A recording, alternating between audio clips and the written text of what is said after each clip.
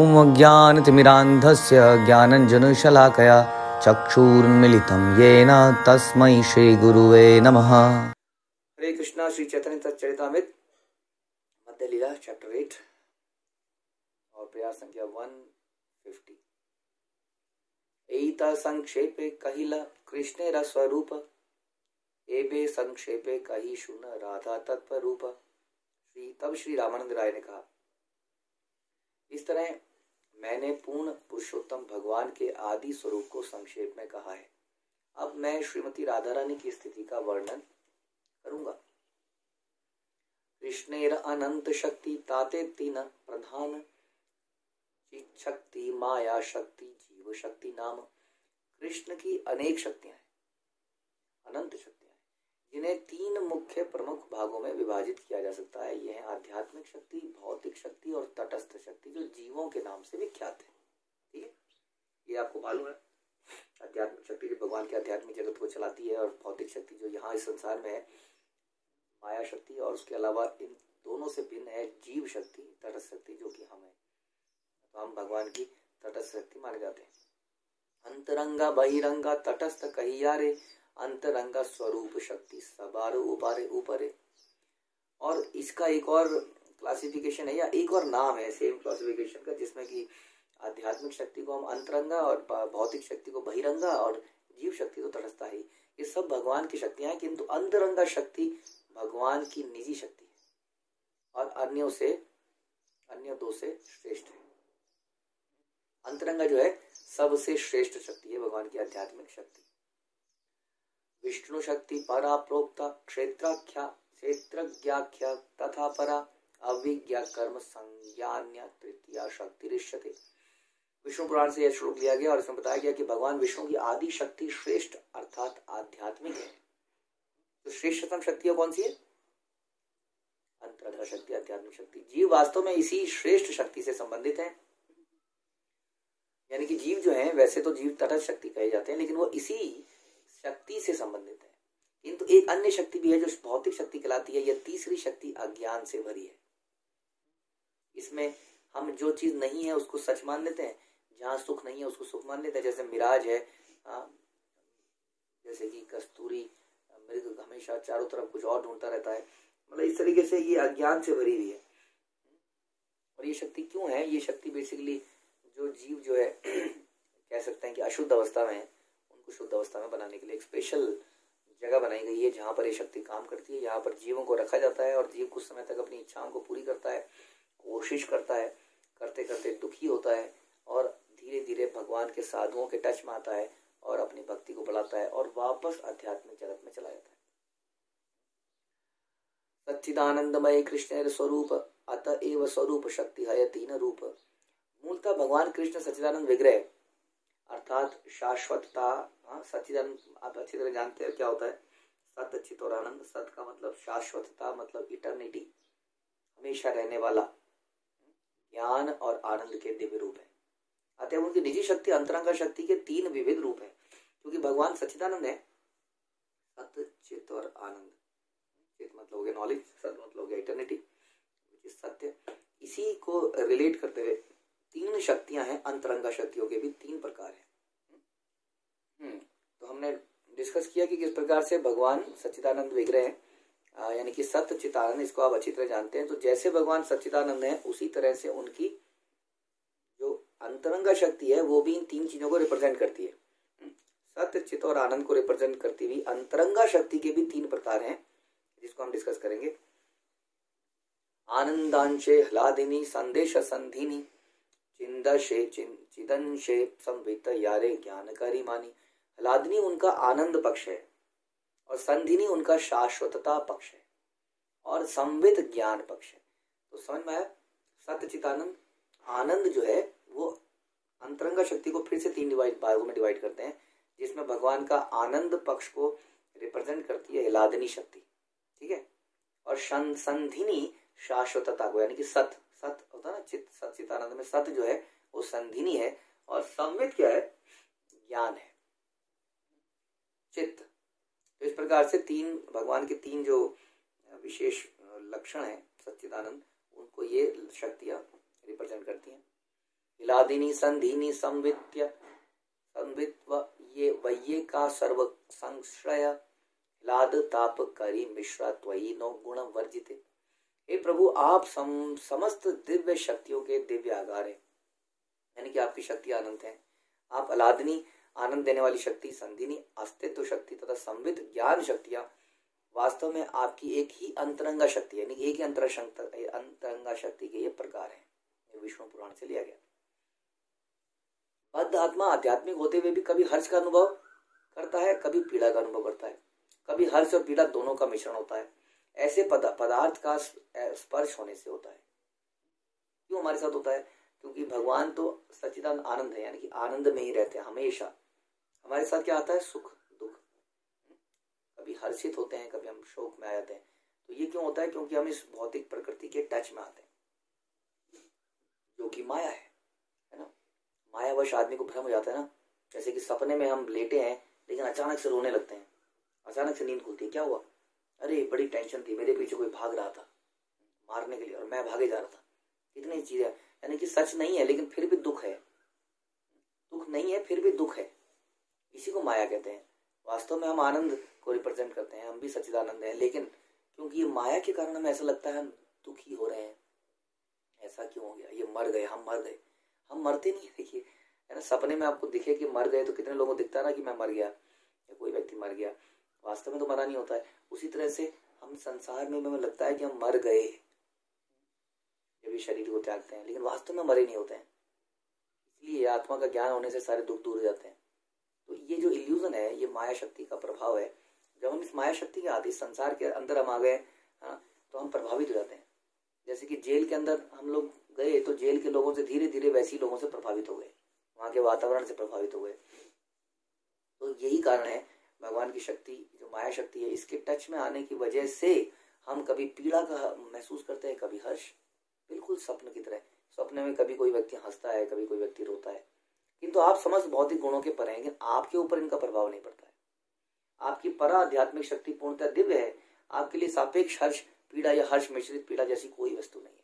वैसे ही जीव के लिए कभी कोई दुख है ही नहीं वास्तव में। उसको दुख केवल इसलिए है क्योंकि उसने कह लीजिए एक 3D मूवी देखने बैठ गया है, और 3D मूवी में कोई अस्त्र फेंका जा रहा है तो उसको लग रहा है और ही उसकी तरफ आ रहा है, डर रहा है, वो बार बार डर रहा है, जैसे स्वप्न में डर रहा है। तो यही हमारे दुखों का मेन कारण है। कृष्ण के आलादे ताते नाम हलादिनी सही शक्ति द्वारे सुख आस्वादे आप पानी। लादिनी शक्ति कृष्ण को दिव्य आनंद प्रदान करती है। इस लादिनी शक्ति के माध्यम से कृष्ण समस्त आध्यात्मिक आनंद का स्वयं आस्वादन करते हैं। अब ये जो 3 शक्तियां थी अंतरंग शक्ति के अंदर, लादिनी, संवित और संधिनी, तो ये जो इसमें से जो लादिनी शक्ति है ये भगवान को आनंद प्रदान करती है। इसके कारण भगवान हमेशा आनंद में रहते हैं। ऑब्वियसली भगवान की डायरेक्शन में ही है, ये सब भगवान के कंट्रोल में है क्योंकि वो शक्तिमान है। तो इसी अलादिनी शक्ति के माध्यम से कृष्ण समस्त आध्यात्मिक आनंद का स्वादन करते हैं। सुख रूप कृष्ण कार्य सुख आस्वादन भक्त गणे सुख दीते अलादिनी कारण। भगवान कृष्ण मूर्तिमान सुख होते हुए भी सभी प्रकार के दिव्य सुख का आस्वादन करते हैं, यानी कि भगवान हमेशा सुख का आस्वादन करते हैं। इसलिए गोलोक वृंदावन धाम जो है वो कोई है ना, वो ब्रह्म ज्योति से बहुत बहुत मच बेटर है। ब्रह्म ज्योति में आनंद नहीं है, ब्रह्म ज्योति में क्या है? सुख दुख का अभाव है, जन्म मृत्यु का अभाव है, नहीं है जन्म मृत्यु, आध्यात्मिक कलेश इस तरह के कलेश नहीं है। लेकिन कृष्ण क्या है? मूर्तिमान सुख होते हुए भी सुख का आनंद अनुभव करते हैं, यानी कि वो अनेक तरह की कुछ ऐसी एक्टिविटीज, कुछ ऐसी लीलाएं करते हैं जिसमें सुख होता है। जैसे कि कालिया लीला, जैसे हमने सुना था, ऐसी अनेक लीला करते हैं जिससे उन्हें दिव्य सुख का आस्वादन होता है, यानी कि वहां पर कोई इनएक्टिविटी नहीं है। भगवान के आध्यात्मिक जगत में भगवान आत्मा राम है, स्वयं से प्रसन्न है, लेकिन फिर भी वो अनेक ऐसे कार्यकलापों में अपने आप को एंगेज करते हैं कि अपने सुख को बढ़ाते रहते हैं अपनी आलादनी शक्ति के माध्यम से, और उसमें मदद करते हैं उनके भक्त कर। उनके शुद्ध भक्तों द्वारा आस्वादन किया गया सुख भी उनकी आलादनी शक्ति से प्रकट होता है। जो भक्ति में हमें जो सुख मिलता है, कीर्तन में, श्रवण में, साथ साथ रहने में, यात्राएं करने में, जीवन व्रत करने में, ये जो सुख मिलता है ये आह्लादनी शक्ति ही उसको प्रदान करती है। ठीक है, ह्लादीनीर सार अंश तार प्रेम नाम आनंद चिन्मय रस प्रेमेरा आख्यान। इस ह्लादनी शक्ति का सबसे महत्वपूर्ण अंश भगवत प्रेम है। फलस्वरूप भगवत प्रेम की व्याख्या भी आनंद से पूर्ण दिव्य रस है। ये जो आह्लादनी शक्ति है, जो आनंद देने वाली है, व्यक्ति आनंद कई तरीके से ढूंढता है। कई लोग जुआ खेलने में आनंद ढूंढते हैं, लॉटरी खेलने में आनंद ढूंढते हैं, घोड़े दौड़ाने में आनंद ढूंढते हैं, पतंग उड़ाने में ढूंढते हैं, किसी बढ़िया बढ़िया होटलों में बहुत बढ़िया बढ़िया खाना खाने में ढूंढते हैं, कई जगहों देखने में ढूंढते हैं। तो यहाँ पर बता रहा है कि आह्लादनी शक्ति का सबसे महत्वपूर्ण अंश जो है वो भगवत प्रेम, यानी कि जो भगवत प्रेम से जो आनंद मिलेगा वैसा आनंद किसी चीज में नहीं मिलेगा। लेकिन फिर क्यों लोग इसको नहीं कर रहे हैं? क्योंकि लोग, पहली बात तो ये है कि लोग जानते ही नहीं है, दूसरी बात ये है कि इसके लिए भी प्राइस देना पड़ता है। जैसे कि आप यूरोप का एक ट्रिप लगाते हो तो उसमें इतने लाख खर्च करने पड़ते हैं, या कोई भी आनंद प्राप्त करना है तो उसमें कुछ करना पड़ता है। आपको एक पहाड़ पे चढ़ने का आनंद है एवरेस्ट पर, तो उसके लिए बहुत पहले कुछ करना पड़ता है, तब जाके आदमी कहलाता है यस मैंने एवरेस्ट को चढ़ा हुआ है। तो इस प्रकार से आनंद लेने के लिए भी एक प्राइस है। भगवत प्रेम का प्राइस हमें देना पड़ता है, जो कि क्या है हमने पीछे भी डिस्कस किया था कई बार। इसके कई सारे प्राइस हैं। एक तो उत्कट लालसा है, भक्ति में लालसा, भक्तों के संग में रहने की लालसा पैदा करनी पड़ेगी, भक्तों के साथ रहना पड़ेगा, उनको झेलना पड़ेगा एक तरीके से। शुरुआत में झेलना पड़ेगा, लेकिन ये सोच के कि यही मेरे को शुद्ध करेंगे, आज मैं इनको झेल रहा हूँ, कल मैं शुद्ध हो जाऊंगा तो मुझे यही चीजें अच्छी लगने लगेगी। भक्तिमय कार्यों में अपने आप को एंगेज करना पड़ेगा। ये प्राइस देने के लिए कोई भी तैयार नहीं है, लेकिन आनंद सबको चाहिए। ये प्राइस वास्तव में इसमें अपने आप में बदलाव लाना पड़ता है। नोट खर्च करने में अपने आप में बदलाव नहीं लाना पड़ता है। तो नोट खर्च करके कहीं घूमने जाना, ये सब करना, ये सुख हमें सस्ते सुख है वास्तव में। जो असली महंगा सुख है वो भगवत प्रेम का सुख है। लेकिन इसके लिए प्राइस क्या है? स्वच्छता, शालीनता, सरलता। इसको करने में बड़ी दिक्कत है ऐसा लगता है, क्योंकि हम इतने कपट हो चुके हैं कि अपने आप को बदलना नहीं चाहते। तो इस कारण से यहाँ बता रहे हैं कि शक्ति सबसे महत्वपूर्ण अंश भगवत प्रेम है, आह्लादनी शक्ति, यानी कि आनंद, सबसे अधिक आनंद हमें किस चीज में प्राप्त हो सकता है? भगवान के प्रेम में। प्रेमेरा परम सार महाभाव जानी, से ही महाभाव रूपा राधा ठाकुरानी। भगवत प्रेम का सारांश महाभाव अर्थात दिव्य आह्लाद कहलाता है, और इस महाभाव का प्रतिनिधित्व करने वाली है श्रीमती राधा रानी। तो ये जो आह्लादनी शक्ति का प्रमुख अंग है भगवत प्रेम, और भगवत प्रेम का ही एक जो भगवत प्रेम का जो एक अंश है, सार अंश है महाभाव, वो है राधा रानी, उसको रिप्रेजेंट करती है। इसको हम महाभाव कहते हैं, यानी कि वो भगवत प्रेम जिससे अधिकाधिक सर्वाधिक आनंद मिलता है, उसको रिप्रेजेंट करती है राधा रानी। राधा रानी के एग्जाम्पल से हम देख सकते हैं। कई बार एग्जाम्पल देना होता है ना, बताइए जरा कहाँ पे ऐसा कौन है, आप कहते हैं chant and be happy, show me an example. तो हम देखते हैं, देखिए आइए हमारे साथ में रहिए, देखिए चैंट एंड बी हैप्पी। लोग किसी भी अवस्था में प्रसन्न रहना जानते हैं।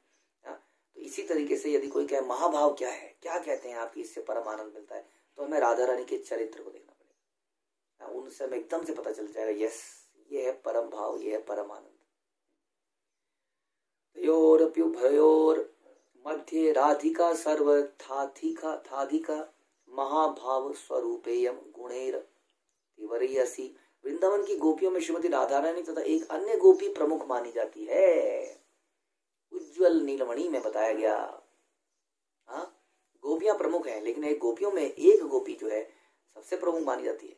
किंतु जब हम गोपियों की परस्पर तुलना करते हैं तो ऐसा लगता है कि श्रीमती राधा रानी सबसे महत्वपूर्ण है, क्योंकि उनके असली स्वरूप में से सर्वोत्तम प्रेम भाव व्यक्त होता है। अन्य गोपियों द्वारा अनुभव किया जाने वाला प्रेम भाव राधा रानी के प्रेम भाव की बराबरी नहीं कर सकता। उसके बारे में रामानंद राय में डिटेल में बताएंगे। प्रेमेरा स्वरूप देह प्रेम विभावित, कृष्णेरा प्रियसी श्रेष्ठा जगते विदिता। श्रीमती राधा रानी का शरीर भगवत प्रेम का वास्तविक रूपांतर है, यानी कि उनके शरीर को देखकर ही भगवत प्रेम दिखता है। वे कृष्ण की सर्वाधिक प्रिय संगनी है, जो सारे जगत में सुप्रसिद्ध हैं। आनंद आनंद चिन्मय रस प्रतिभावी ताभिस ताभिर्य एव निज रूप तया कालिभ्य गोलोक एव निवसत्य खिलात्म भूतो गोविंदमादि पुरुषम तमहम भजामि। मैं उन आदि भगवान गोविंद की पूजा करता हूँ जो अपने गोलोक धाम में राधा जी के साथ निवास करते हैं। ये राधा उनके आध्यात्मिक स्वरूप के समान है और आनंददायिनी आह्लादनी शक्ति स्वरूपा है। उनकी अंतरंग संख्य सखियां उनके स्वरूप के विस्तार रूप हैं और सदैव आनंदमय रस से परिव्याप्त रहती हैं। इस प्रकार से बता रहे हैं गोपियों के बारे में, राधा रानी के बारे में, वो स्वयं क्या है, आह्लादनी शक्ति का स्वरूप है और उनकी कई सारी सखियां हैं जो उन्हीं का एक तरह से एक्सटेंशन है। ये सब लोग भगवान को आनंद देने के लिए हैं और भगवत प्रेम में हमेशा डूबी रहती है। यही महाभाव है चिंतामणि सार, कृष्ण वांछा पूर्ण करे यही कार्य तार। श्रीमती राधा रानी का यह महाभाव ही आध्यात्मिक जीवन का सार है। आध्यात्मिक जीवन का सार है यानी कि हमारे असली घर का सार है, यानी कि हमारा भी असली सार है। इस महाभाव को प्राप्त करना या इस महाभाव में मदद करना राधा रानी की, इस महाभाव को तो हम प्राप्त नहीं कर पाएंगे क्योंकि ये तो सर्वोत्तम भाव है। लेकिन इस भाव के आसपास देखिए कोई आनंदित व्यक्ति होता है, यदि उसके आसपास कोई रहता है तो आनंदित हो जाता है कि नहीं। कोई व्यक्ति बड़ा एक्साइटेड रहता है, हमेशा ही एक्साइटेड रहता है तो उसके आसपास रहने वाले भी बड़े excited. Recording in progress. Okay, तो उसके आसपास रहने वाले व्यक्ति भी बहुत एक्साइटेड हो जाते हैं। तो इस प्रकार से राधा रानी और गोपियों के साथ रहने वाले व्यक्ति इवन क्या में भी उनकी मदद ही करते हैं अलग अलग कार्यों में, भगवान की सेवा में, लेकिन वो भी हमेशा आनंदित रहते हैं। हंसी ठाका, अलग अलग लीलाएं, छीना झपटी, रूठना मनाना दिन रात चलता रहता है और उसमें सारे गोपियां राधा रानी की मदद करती हैं, सारी मंजरियां गोपियों की मदद करती हैं। इस प्रकार से ये प्रोसेस चलता रहता है। तो यही आध्यात्मिक जीवन का सार है, यही आनंद आध्यात्मिक जीवन का सार है। इस जगत में हमें थोड़े दिन के लिए छुट्टियां मिलती हैं, कुछ छुट्टियों में हम थोड़ा दिन घूम आते हैं या कहीं पर कुछ खेल लेते हैं। कुछ लोग खेलते हैं, क्रिकेट खेलते हैं, कुछ खेलते हैं, उसके बाद से उन्हें फिर से उसी काम काज और चीज में जाना पड़ता है। तो हम देखते हैं कि बहुत सारा काम करना पड़ता है, तब जाके एक हॉलीडे मिलता है। उस हॉलीडे में भी बहुत सारे घर के काम होते हैं, सामान खत्म हो रहा है, ये हो रहा है। बीच में थोड़ा सा कुछ कोई व्यक्ति कुछ कर पाता है, वास्तव में वो भी बहुत ही कम लोग कर पाते हैं। इसलिए इस जगत में वो सुख नहीं है, उसकी कल्पना भी नहीं करी जा सकती जैसा कि आध्यात्मिक जगत में है। लेकिन फिर भी हमारी आसक्ति आध्यात्मिक जगत में नहीं होती। इसको इल्यूजन कहते हैं, इसको माया कहते हैं। जो असली टेस्ट को ठुकरा दे और नकली टेस्ट में सेटिस्फाई हो जाए। तो राधा रानी का महाभाव ही आध्यात्मिक जीवन का सार है। उनका एकमात्र कार्य कृष्ण की समस्त इच्छाओं को पूरा करना है, यही कार्य है उनका, कृष्ण की समस्त इच्छाओं को पूरा करना। और उसके लिए उनकी सखियां, उनकी मंजरियां उनकी मदद करते हैं। महाभाव चिंतामणि राधा स्वरूप, ललितादि सखी तार काया व्यह रूप। श्रीमती राधा रानी सर्वोत्तम आध्यात्मिक मणि है और अन्य गोपियां तथा ललिता, विशाखा आदि उनके आध्यात्मिक शरीर के विस्तार हैं। जैसा भी हमने डिस्कस किया कि राधा रानी के भी विस्तार होते हैं। जैसे कल कोई पूछ रहा था, इसका मतलब लक्ष्मी जी और राधा रानी में कोई अंतर नहीं, अंतर है। और लक्ष्मी जी राधा रानी का ही एक विस्तार है। जैसे वो भगवान की सारी इच्छाएं पूरा करती हैं, तो भगवान जब नारायण रूप में होते हैं और उनको एडमिनिस्ट्रेशन संभालना होता है, सारा मेंटेनेंस करनी होती है, हर चीज करनी होती है, तब लक्ष्मी जी उनकी साथ में होती है और उसी भाव में होती है। इसलिए राधा रानी का एक एक्सटेंशन लक्ष्मी जी है। लेकिन जिस तरह से कृष्ण एक संपूर्ण अवतार है, सारे गुणों संपन्न, उसी तरह से राधा रानी भगवान की संपूर्ण अवतार है आह्लादनी शक्ति की। उसके आगे जो उनके विस्तार हुए उनमें वो गुण नहीं पाए जाएंगे राधा रानी में, थोड़े थोड़े गुण कम मात्रा में पाए जाएंगे, अलग भाव हो जाएगा, जैसे लक्ष्मी जी का थोड़ा सा अलग भाव हो जाता है। तो यहाँ बताया कि ललिता और विशाखा उनके आध्यात्मिक शरीर के विस्तार है। राधा प्रति कृष्ण स्नेह सुगंधि उद्वर्तन ताते अति सुगंधि देह उज्ज्वल वरण। श्रीमती राधा रानी का दिव्य शरीर उज्ज्वल कांति वाला है। उनके शरीर से कांति निकलती है, चमक निकलती है और उनका समस्त दिव्य शरीर जो है दिव्य सुगंधियों से पूर्ण है। हमारे शरीर में बदबू आती है कि नहीं है, जगह जगह से साबुन से धोए नहीं अगर एक आध दिन तो बदबू आने लगती है। कई जगह शरीर के अंगों से केवल बदबू निकलती है, लेकिन उनके शरीर से दिव्य सुगंध निकलती है। उनके प्रति कृष्ण का स्नेह सुगंधित उपटन के समान है। तात्पर्य में प्रभाव बताते हैं कि सुगंधी उद्वर्तन अनेक सुगंधित पदार्थों तथा सुगंधित तेलों से बने उपटन का सूचक है। जैसे शादियों में लगाए जाते हैं ना उपटन, उस उपटन को सारे शरीर में लगाने से शरीर का मैल और पसीना मिट जाता है। श्रीमती राधा रानी का शरीर स्वतः सुगंधित है, किंतु जब कृष्ण स्नेह रूपी उपटन से उनके शरीर पर लेप किया जाता है, कृष्ण प्रेम रूपी उपटन से, तो उनका शरीर दुगना सुगंधित हो जाता है। यानी कि जब वो कृष्ण के साथ होती हैं और प्रेम संबंध होता है तो उनका शरीर दुगना सुगंधित और कांति से युक्त हो जाता है। ऐसा बिल्कुल है, जब कोई व्यक्ति बड़ा प्रसन्न होता है अगेन किसी के साथ, उसके चेहरे में एक अलग सी चमक होती है, और अगर वो दुखी होता है तो उसका चेहरा चाहे कितना भी सुंदर हो, उसकी सारी कांति चमक समाप्त हो जाती है। राधा रानी के जीवन का एक ही उद्देश्य है कृष्ण की प्रसन्नता, इसलिए जब वो कृष्ण के साथ होती हैं और उनको प्रसन्न देखती हैं तो उनकी सुंदरता बढ़ जाती है, खुद की, उनका शरीर का कांति बढ़ जाती है, उनका शरीर की सुगंधी बढ़ जाती है, और उसको देख के कृष्ण की कांति और बढ़ जाती है, कृष्ण की प्रसन्नता और बढ़ जाती है, और उनको देख के राधा रानी की कांति सुगंध और बढ़े। इस प्रकार से ये प्रेम बढ़ता जाता है। कृष्णदास कविराज गोस्वामी श्रीमती राधा रानी के दिव्य शरीर का वर्णन यहीं से प्रारंभ करते हैं। श्लोक संख्या 165 से 181 का यह विवरण श्री रघुनाथ दास गोस्वामी कृत प्रेमाम भोज मरंद नामक पुस्तक पर आधारित है। यानी कि ये जो विवरण हो रहा है ये 65 से 81 तक राधा रानी का, ये कहाँ से है? ये है रघुनाथ दास गोस्वामी कृत प्रेमाम भोज मरंद पुस्तक पर आधारित है। और भक्तिविनोद ठाकुर ने मूल संस्कृत का अनुवाद किया है, जो इस प्रकार है। कृष्ण के प्रति गोपियों का प्रेम दिव्य भाव से पूर्ण है, यह उज्ज्वल मणि की तरह प्रतीत होता है, यानी कि ये सर्वोत्तम है। ऐसे दिव्य मणि से प्रकाशित राधा रानी का शरीर सुगंधी और कुमकुम से सज्जित किया जाता है। प्रातःकाल उनके शरीर को करुणा के अमृत से नलाया जाता है। एक तरह से उपमाएं दी जा रही है, करुणा के अमृत। राधा रानी में वो सारे गुण पाए जाते हैं जो कृष्ण को प्रसन्न करने के लिए, तो करुणा के अमृत से नलाया जाता है। दोपहर बाद यौवन के अमृत से, और संध्या के समय साक्षात कांति के अमृत से। इस तरह स्नान करने से उनका शरीर चिंतामणि रत्न की तरह उज्ज्वल हो जाता है। वे विविध प्रकार के रेशमी वस्त्र पहनती हैं, जिनमें से एक है उनकी सहज लज्जा, यानी कि लज्जा का वस्त्र भी पहनती है। साक्षात सौंदर्य रूपी लाल कुमकुम और माधुर्य रस रूपी श्याम कस्तूरी से सजाने पर उनका सौंदर्य और भी निखर जाता है। यानी कि बता रहे कि न केवल शारीरिक सौंदर्यता, लेकिन उनके जो गुण हैं उनको जब वो धारण करती है, जैसे कि लज्जा है या ये जो भी है, करुणा है, लज्जा है, यौवन है, तो वो और ज्यादा सुंदर हो जाती है। इस तरह उनका शरीर विविध रंगों से सजाया जाता है। उनके आभूषण मानो विविध भावों के लक्षण हो। कंपन, ये देखिए, ये क्या है? आभूषण है। क्या आभूषण है? कंपन होना, एकदम से ऐसा होता है ना एक्साइटमेंट में, अश्रु, आंसू आना, हर्ष होना, स्तंभित होना, स्वेद, गदगद वाणी, शारीरिक लालिमा, उन्माद और आलस्य। इस तरह उनका सारा शरीर इन 9 मणियों से अलंकृत होता है। इस पर भी उनके शरीर का सौंदर्य उनके दिव्य गुणों के कारण बढ़ता जाता है, जो उनके शरीर पर फूलों की माला के रूप में रहते हैं। कृष्ण के प्रेम भाव, कृष्ण के प्रति प्रेम का भाव धीर तथा अधीर कहलाता है। ऐसा भाव श्रीमती राधा रानी के शरीर की ओढ़नी है। ये भक्तिविनोद ठाकुर द्वारा दिया गया है, जो हम पढ़ रहे हैं, जिसे कपूर से सुसज्जित किया जाता है। कृष्ण के प्रति उनका दिव्य क्रोध मानो उनके सर के केश की सजावट के रूप में है।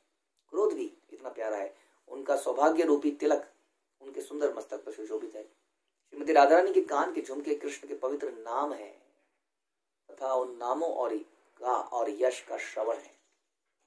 यानी कि वो हमेशा कृष्ण के नाम सुनना चाहती है, उनका यश के बारे में सुनना चाहती है। यही उनके झुमके हैं।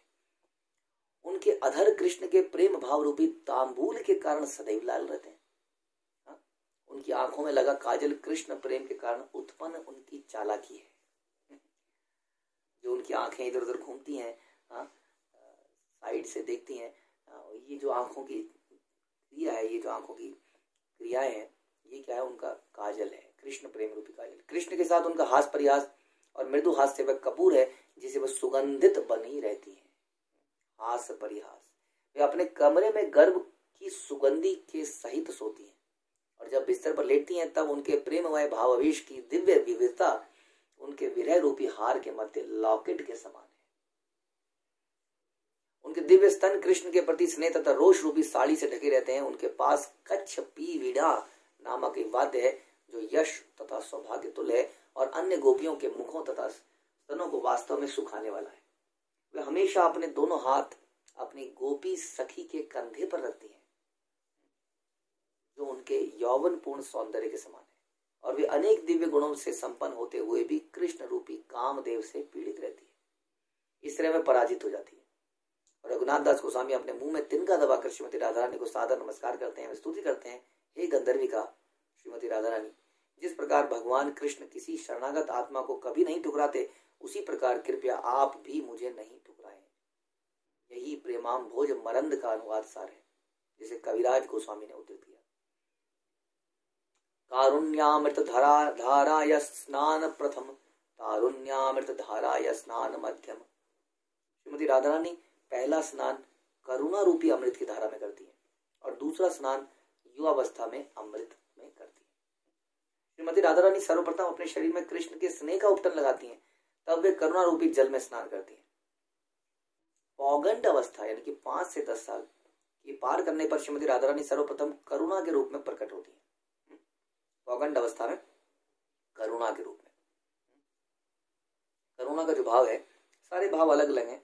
यौवन का भाव जो भी आएगा वो अलग है, ये करुणा का भाव अलग है, लेकिन एक प्रेम को कंप्लीट करने के लिए सारे भाव चाहिए होते हैं, है ना।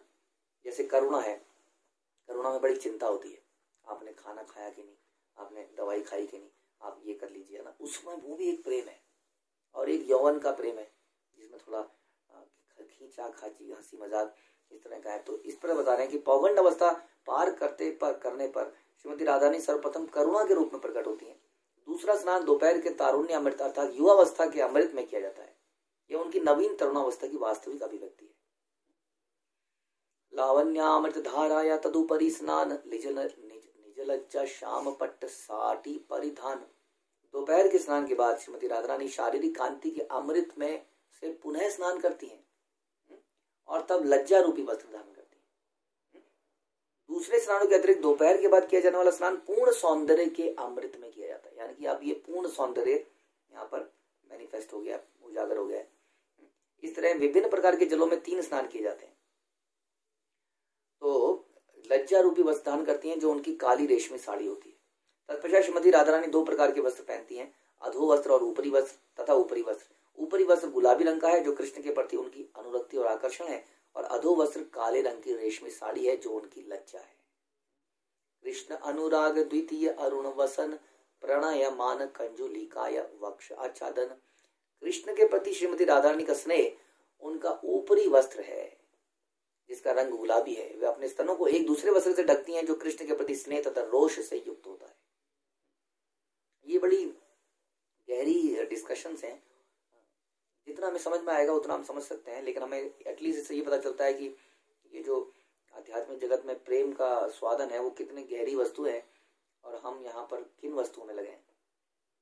सौंदर्य कुमकुम सखी प्रणय चंदन स्मिता कांति कर्पूर तिने अंगे विलेपन। श्रीमती राधा रानी के निजी सौंदर्य की उपमा कुमकुम नामक लाल चूर्ण से की जाती है। अपनी सखियों के प्रति उनके स्नेह चंदन लेप की तरह है और उनकी हंसी की मधुरता कपूर के समान है। इन सबको मिलाकर उनके शरीर पर लेप किया जाता है। कृष्णेर उज्ज्वल रस मृग मद भर से ही मृग मदे विचित्र कलेवर। कृष्ण के प्रति माधुर्य प्रेम मानो कस्तूरी की प्रचुरता है। कस्तूरी जानते हैं ना, तो सुगंध आती है उसमें जबरदस्त, हिरण के अंदर होती है। तो भगवान के प्रति जो उनका माधुर्य प्रेम है वो कस्तूरी की प्रचुरता है, यानी कि इतना कस्तूरी है कि सुगंध ही सुगंध। इसी कस्तूरी से राधा रानी का संपूर्ण शरीर सजाया जाता है। कस्तूरी इतनी सी होती है, उसका सुगंध चारों तरफ फैल जाती है, लेकिन ऐसा लगता है कि कस्तूरी से ही उनका शरीर को सजाया गया है। कृष्ण के प्रति माधुर्य प्रेम जो है वो उस कस्तूरी की प्रचुरता है, इतना इतना उसमें सुगंध है। प्रच्छन्न मानवम्य धमिल विन्यास धीरा धीरात्मक गुण अंगे पटवास। प्रच्छन्न मान तथा ढका हुआ क्रोध उनके केश विन्यास हैं। ईर्ष्या के कारण उत्पन्न क्रोध का गुण उनके शरीर पर पड़े रेशमी वस्त्र का आवरण है, यानी कि वो ईर्ष्या भी जो है वो दिव्य ईर्ष्या है। भगवान को बड़ा आनंद आता है ना। ये भी प्रेम को बढ़ाता है। क्या कर रहे थे तुम उस गोपी के साथ, कितनी देर से उस गोपी के साथ हो, कहाँ गए थे तुम। एक प्रकार की ईर्ष्या, इससे भी कृष्ण को आनंद आता है ना। इस जेलसी से कृष्ण को आनंद आता है, यानी कि इतना प्रेम है ना। थोड़ा सा आप समझने का प्रयास कीजिए। ये जो ईर्ष्या है, ये आध्यात्मिक ईर्ष्या है, इस जगत की ईर्ष्या तो गलत ईर्ष्या है, यहाँ पे तुम उस गोपी के साथ क्यों गए थे, ये भी एक तरह का लगाव, एक तरह का पोजेसिवनेस है कृष्ण के प्रति। तो उनका जो क्रोध है वो भी एक प्रकार का उनका केश विन्यास है, एक तरह से सजावट है उनका क्रोध, उनकी ईर्ष्या भी उनकी सजावट है, जैसे कि रेशमी वस्त्र का आवरण हो। राग तांबूले आगे राधा रज उज्ज्वल, प्रेम कौटिल्य नेत्र युगले कज्जल। कृष्ण के प्रति उनकी अनुरक्ति उनके चमकीले होठों पर पान का लाल रंग है, उनकी प्रेम कुटिलता उनकी आंखों में लगा काजल है। कुटिलता जैसा हमने बताया था, किस तरह से आंखें इधर उधर साइड में से देख रही हैं, कृष्ण वहां बैठे हैं, ऐसा लगता है आदमी सामने देख रहा है, राधा रानी सामने देख रही है, लेकिन जहां भी बैठी है वो कृष्ण का दर्शन कर रही है। सुदीप्त सात्विक भाव हर्षादि सच्चारी, यही सब भाव भूषण सब अंगे भरी। उनके शरीर में सजे हुए गहने दीप्तिमान सात्विक भाव है, और स्थायी भावों और इन स्थायी भावों में हर्ष प्रमुख है।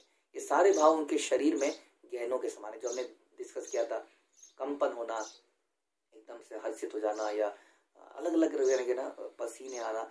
ये जो भाव है इनमें से जो है जो प्रमुख भाव है वो क्या है, इन स्थायी भाव में हर्ष प्रमुख है, यानी कि मेनली हर्ष है। हर्ष के साथ साथ कहीं पर चिंता है, कहीं पर आंसू है, कहीं पर आलस्य है, लेकिन मेनली हर्ष है। तो ये सारे उनके शरीर के गहने हैं, अलग अलग भाव दिखते हैं।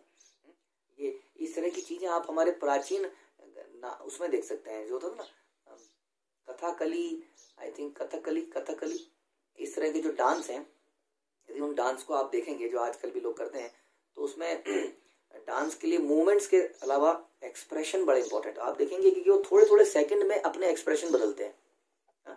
ये बड़ी कला थी, हमने बचपन में हम देखते थे, कुछ ऐसे कलाकार थे जो ये जो 12 मुख्य रस होते हैं ना, वीर रस और ये सब रस, वो एकदम से नाच के द्वारा प्रकट करते हैं, और थोड़ी थोड़ी देर में अपने फेशियल एक्सप्रेशन बदलते हैं, और एकदम से लगता है।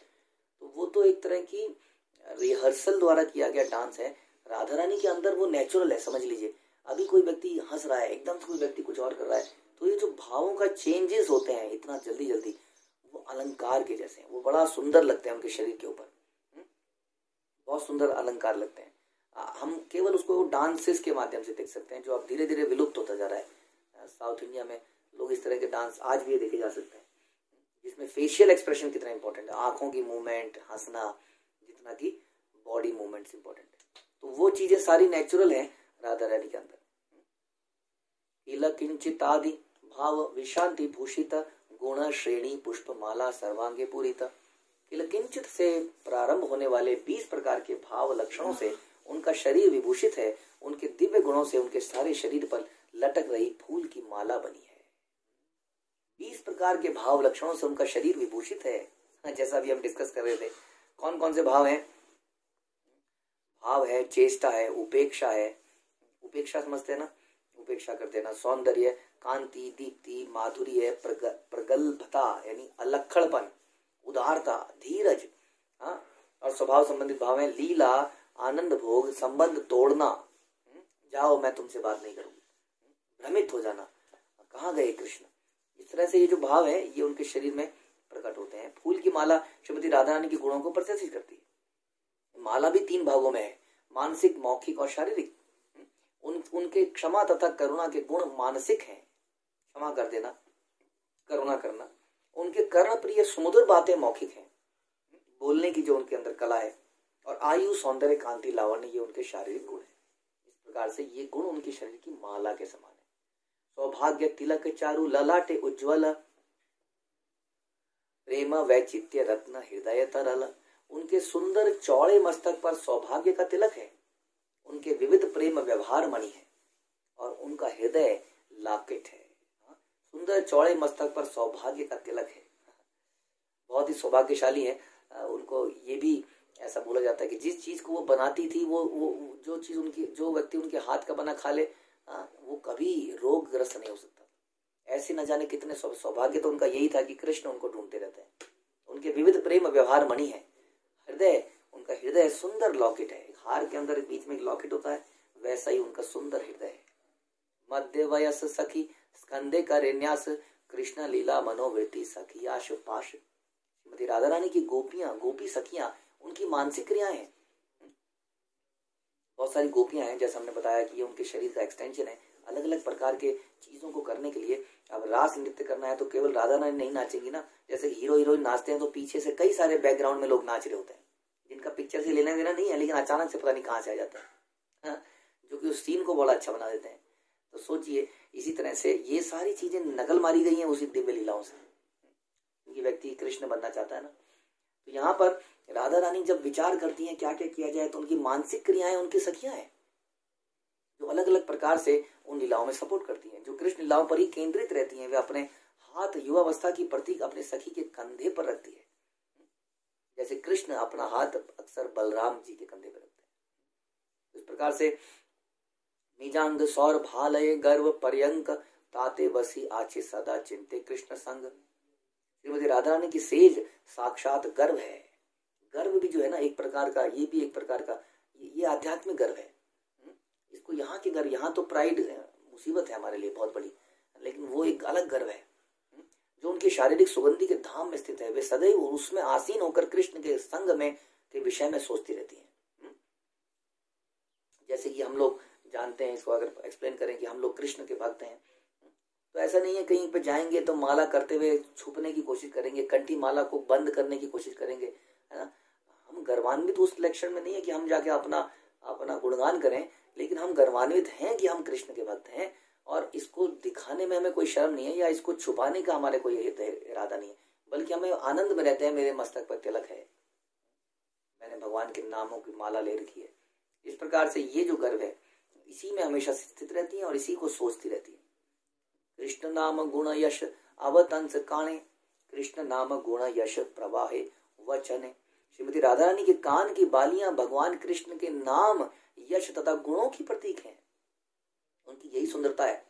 जहां जाती है बोलो, तुमने कृष्ण को देखा, क्या कर रहे हैं वो, जरा उनके बारे में बताओ। माता यशोदा से पूछेंगी आज कृष्ण ने कौन कौन सी लीलाएं करी, माता यशोदा बताएगी आज इसने जो है दधी का भांड फोड़ डाला, मैंने भी इसको बंद कर डाला। राधा रानी को कितना आनंद आया होगा जब उन्होंने ये दामोदर लीला सुनी होगी।